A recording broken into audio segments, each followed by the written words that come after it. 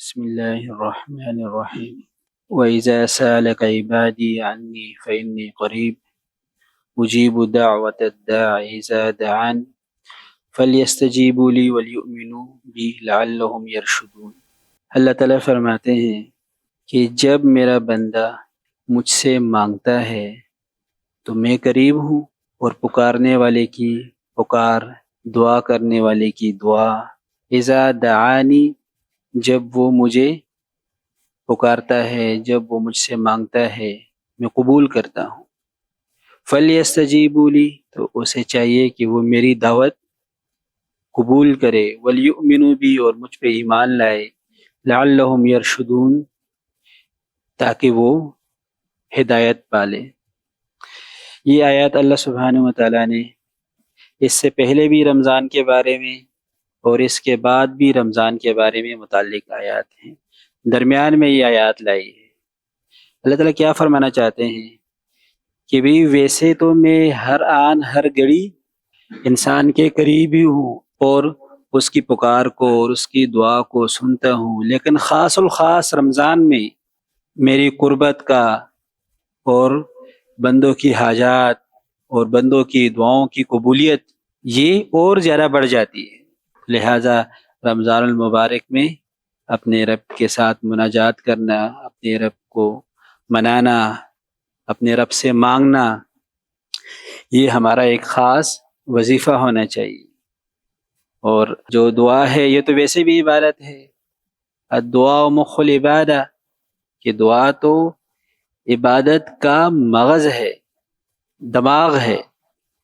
یعنی جس طرح اگر انسان سے دماغ نکال لیا جائے یا ذرا برابر بھی دماغ کے اندر کوئی فالٹ پیدا ہو جائے تو اس کا اپنے باقی سارے اعمال پہ کنٹرول ختم ہو جاتا ہے اور وہ اپنا توازن کھو دیتا ہے۔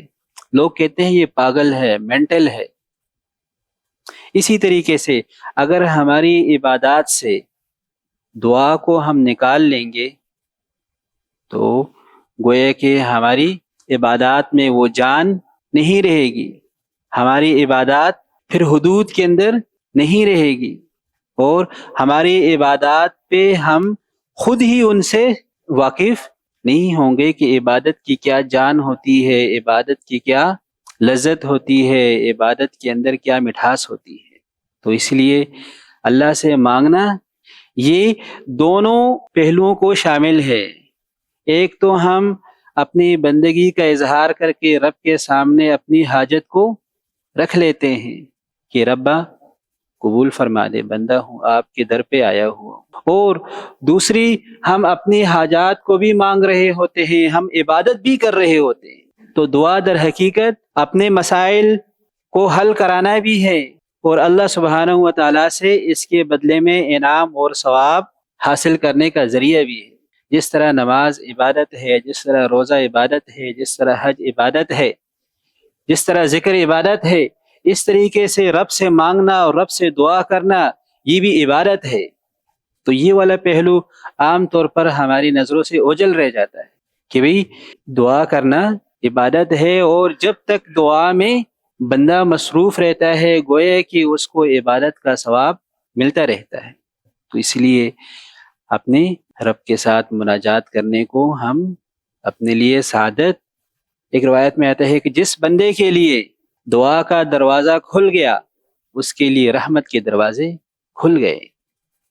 تو رب کے رحمتوں کے دروازے اگر کھولنا چاہتے ہیں تو ہم اللہ سے دعا کی توفیق کی بھی دعا کریں کہ اللہ مجھے دعا کی توفیق عطا فرما دے، کہ اللہ مجھے اپنے ساتھ مناجات کرنے کی توفیق عطا فرما دے۔ ایک اور روایت میں آتا ہے جو بندہ اللہ سے نہیں مانگتا اللہ اس سے ناراض ہوتے ہیں۔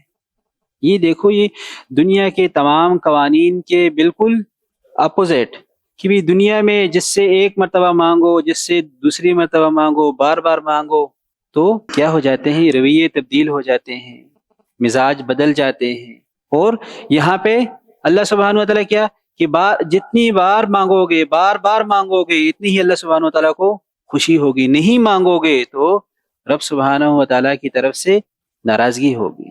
اور فإنی قریب، کہ بھی کدھر جا رہے ہو؟ آپ سے، آپ کی شرح سے بھی زیادہ قریب ہوں، کہ بھی جو ہمارا اتنا قریب ہو اس کو چھوڑ کر ہم کسی اور کے در پہ جائیں، کسی اور سے مسئلے حل کرائیں۔ اس لیے رسول اللہ صلی اللہ علیہ وسلم نے فرمایا اگر جوتے کا ایک تسمہ بھی ٹوٹ جائے اور اس کو بھی مانگنا ہو تو پہلی فرصت میں کیا کریں؟ رب سبحانہ و تعالیٰ کی طرف ہماری توجہ جاننی چاہیے اور اس سے ہمیں اس کو مانگنا چاہیے۔ تو کوشش کریں گے یا نہیں کریں گے؟ کہ رمضان میں ہم عبادات کے لیے وقت کو مخصوص کر لیں، خاص طور پر افطاری کا وقت ہے، اس میں دعا قبول ہوتی ہے، سحری کا وقت ہے، آخری پہر میں اللہ سبحانہ و تعالیٰ دعاؤں کو خاص قبول کرتے ہیں، اس میں بھی دعاؤں کا اہتمام ہونا چاہیے۔ اللہ تعالیٰ ہم سب کو عمل کرنے کی توفیق نصیب فرمائے۔